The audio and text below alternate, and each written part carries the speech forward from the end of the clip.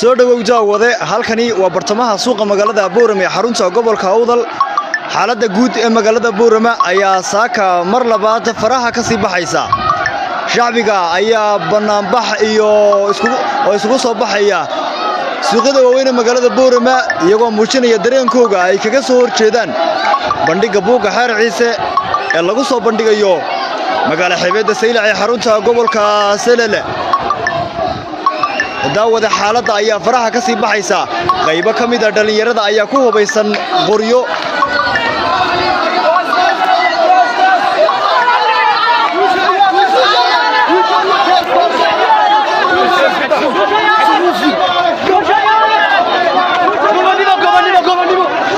daawada xaaladda magaalada Boorama ayaa hadda faraha ka sii baxaysa hadda waxa la weerarayaa saldhigga dhexe ee magaalada Boorama dhalinyarada qaar kamid ah waxa ay ku hubaysan yihiin hubka noocyadiisa kala duwan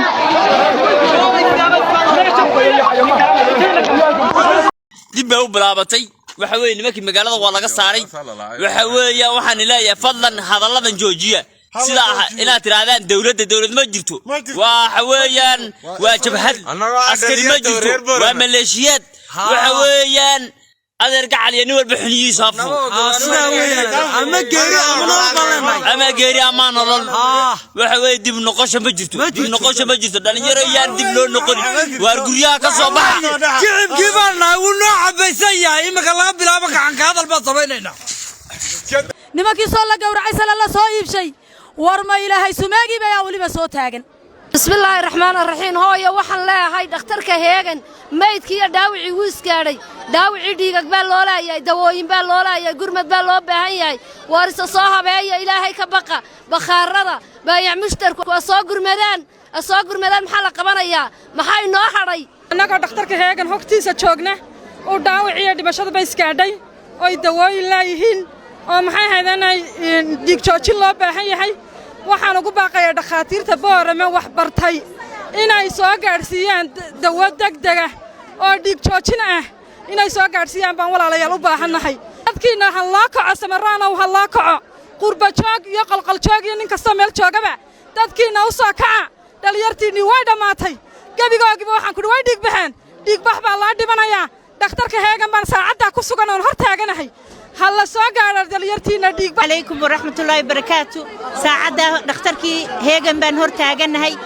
قرمت بالو بهاي هاي وحيد دخاتيرة عمود كصاب هاي هيجن هاي سكسو دياريان داوع بالا صقريا ميت بالا صقريا مال الله مالت كسجون تينجا برسول ليدن موجان وهم هايستان رساستا يسكود جيان وحنو يدلنا هاي ديك توجين لسوغار ديك توجين دفاع بالله بهاي ديك شوشين بالله بهاي دكتوركي إلا حلي إلا ساعدة لجوجو ديك شوشين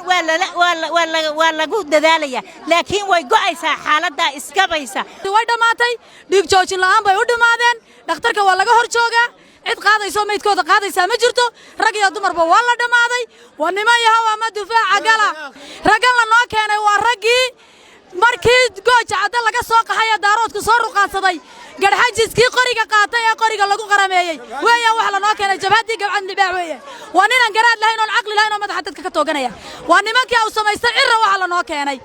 waa nimanka waxaan leenahay yeeli mayne war walaalaha ay soo gurmada war Booramaha laga soo kaco war meel walba laga soo kaco war awdal isteeda lagu dhawaaqo war hal la go'o على دقار بابينيا إني بقالة أي شيء ده يعني تكبعان أي رقم نقطات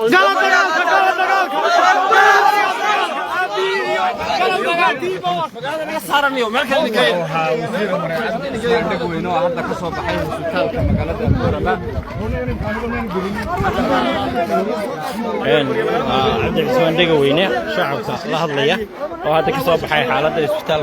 إسبتالك وينه مقالة بورما هذي احترامك هي شرفتي هي كرامتي هي تعايلك أن السومالي لا نقبنا هدو تقولي مدلة هذي ما أنت كالقعلك هي دسمه هي هرمركي سومالي لا الله تعلن هدو كدن بي الشعب كيغنا لغورب ما هذي مدحوينه شلي هدلي أو كلفي أنا هذه اللباتين كمية اسمه هذا النوع يهلاي مو بحر عيسى وكلا قيمة بدنا waxaan aqbali karayna ma wallahi baan aqbalay oo billahi baan aqbalay ilaa qofka u dambeeya ay dhimanayna waanu dagaalamayna maanta ilaa qofka u dambeeya ay dhimanayna waanu dagaalamayna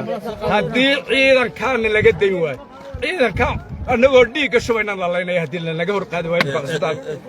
imika annagoo isbitaalka ku jirno dhiigga shubayna horta iyadii dadkii anoo yeedna dhiigga shubayay la leynayo wallahi baan soconin oo billahi baan soconin wallahi inayna soconin weligayna yeeli maayo taa assalaamu calaykum